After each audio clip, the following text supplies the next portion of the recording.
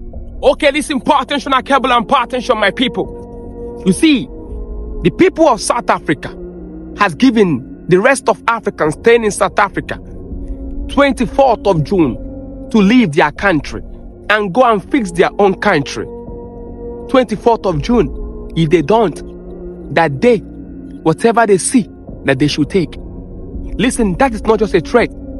That is to tell you that the migration issue in South Africa has got into a very sensitive, dangerous point, because we have allowed it to get to that point. African leaders have allowed it to get to this point where they now issue threat to fellow Africans in their country.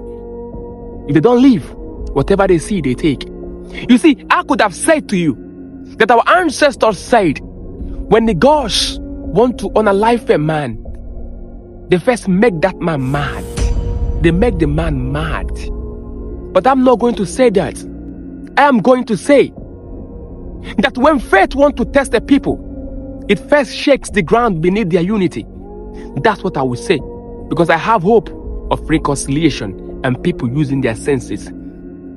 You see, I am not seeing what is happening in South Africa as just a migration policy problem.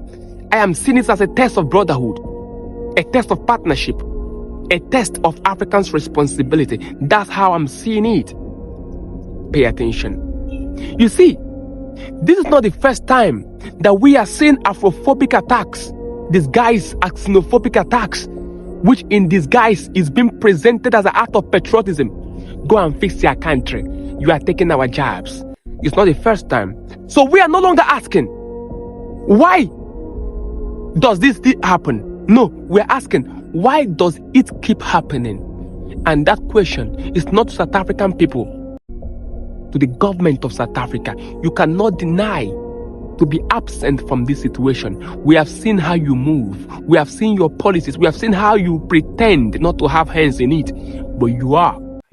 Because leadership is not just about making executive political policies or giving speeches. No. Leadership is about managing your people in a way that their actions do not dehumanize others in times of economic pressure, in times of social tension. But you have failed in that responsibility, because we have seen police officers in the streets of South Africa watch South African citizens attack fellow Africans. We have seen demonstration of fear. We have seen children attack in schools.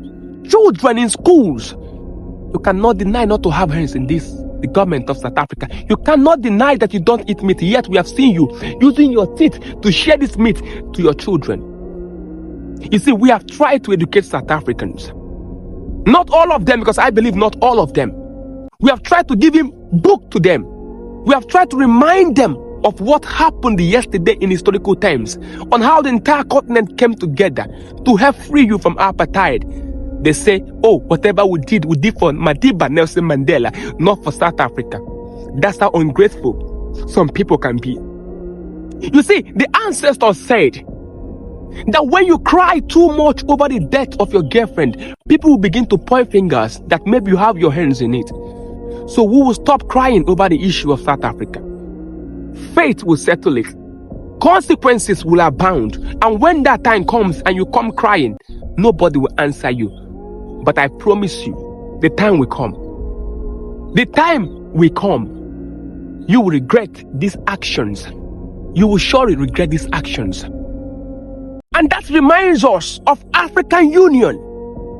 African Union. What are you doing? This is the time that we are expecting you to talk, but you have been quiet. Very, very quiet. Western commentators describe you as a toothless bulldog, and you are living to that statement. This is the time for you to speak. Why was Organization of African Unity formed in 1963? Why was AU launched in 2002, July? Why? To strengthen African unity, to protect Africans' dignity, to make sure that Africans are not left in isolation and in darkness in a time like this. But when things like this keep happening, it makes us question, are you living up to your responsibility? And to make the matter worse, African Union was launched in 2002 in Durban, South Africa. African Union was launched in South Africa. in Durban, 2002. How can we keep launching sensitive bodies like African Union in country that does not promote African unity like South Africa? How? The president of Ghana has spoken against the Afrophobic attacks on Africans. Nigerian senators have spoken. But yet, that is not a coordinated African response. When we talk about coordinated African response, we'll talk about the 54 African countries. Since South Africa is messing up, where is the voice of the 53?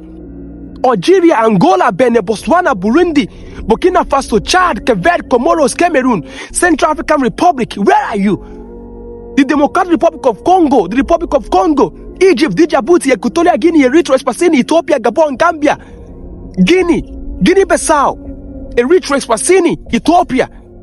Where is their voices? Where is Gabon in this matter? Where is Mali, Kenya, Libya, Liberia, Sierra Leone? Where is our coordinated African voice? Down to Zambia and Zimbabwe, Tunisia, Togo, Tanzania. Where is Sudan? Where is our voices? It is high time sanctions start raining on South Africa. But there is no coordinated African voice. That's why we can't speak. That's why we cannot come together and make decisions and it work for us. As a continent, we are lacking behind. When dealing with illegal migrants in South Africa, there are ways to do these things. There are ways to do these things. There are authorities to do these things. That doesn't mean that you should behave like barbarians. Don't behave like barbarians. Allow authority to take its course. But no, because it is engineered from envy and jealousy. Migration has never been a crime, and it will never be a crime. You cannot make us to begin to perceive migration to be a crime. Migration is a reality of opportunity, survival, and our collective shared history. Since you want to survive in isolation, remind you, no African continent has ever existed in isolation. That is why you called and begged for the entire continent to come help you during apartheid. And we came. Now you are forgotten so soon. No problem. Time shall come. Time will come. Remember, when the gods want to unalive a man, they first make him mad. But I will not say that as I said earlier. I will say, when fate wants to test a people, it shakes the ground beneath their unity. Use your tongue and count your teeth, South Africa. Use your tongue and count your teeth. The ancestors has won. Wisdom and Kabbalah is the principal thing.